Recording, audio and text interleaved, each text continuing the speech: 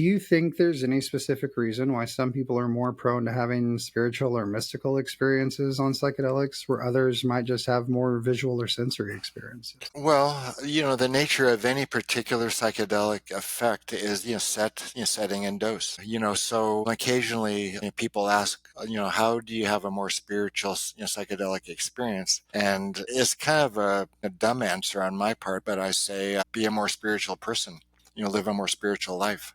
So if the things you're thinking about and reading and your comrades are into spirituality, chances are that psychedelics will magnify, shine a light on certain aspects of your spirituality that you've already been working on. Same with, creativity, psychological problems. Yeah, there have been a couple of studies using psilocybin to enhance the effects of meditation, one with ayahuasca as well. I think one was a, Vipassana retreat, one was a Zen retreat, and scores on your meditative ability increased.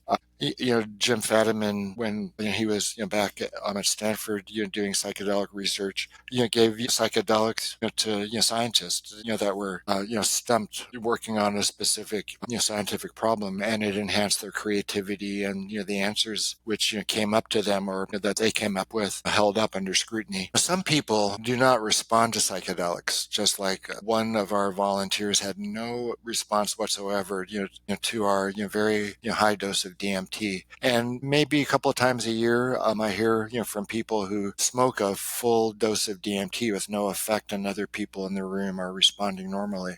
So I think, there are some, biological determinants of specific, kinds of states. In, the case of no response, to DMT, I think it may be some mutation of the serotonin 2A receptor, which otherwise isn't affecting them in any other way. So, the biological receptivity to certain effects of these drugs, I think, is also a very interesting potential area of future research.